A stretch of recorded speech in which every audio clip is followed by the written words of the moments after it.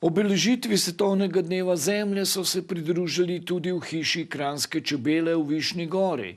Skupaj z maskoto čebelo Višnjo so opozorili na pomen medonosnih čebel in ostalih divjih opraševalcev za naše življenje ter izpostavili njihov vpliv na našo hrano in zdravje.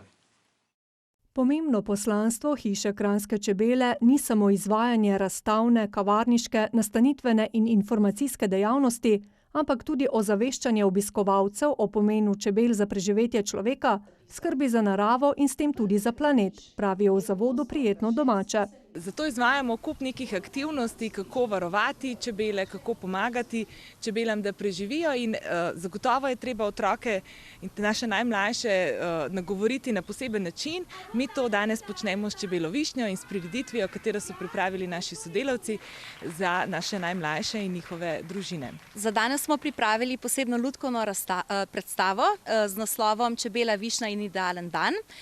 In ravno čebela Višnja, naša maskotica, naša lutkica, bo nagovorila, kakšne težave vse čakajo čebelo pri tem, ko izleta na pašo, ko se vrača iz paše nazaj v panj in tako naprej. Na ogled so postavili tudi dela, ki so nastala na likovni delavnici pod mentorstvom Damijane Bijak v hiši Jakoš iz Ivančne Gorice.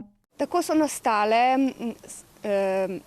likovne panjske končnice, kjer so otroci slikali čebelo Višnjo, ter na likovnih delavnicah za odrasle, kjer smo slikali travnik in travniške rastline. Dogodek je povezal različne akterje in prav takšna sodelovanja gradijo skupnost, ki skrbi ne le za lepši svet, ampak tudi za prijetno domače vzdušje v občini, je bilo še slišati na prireditvi.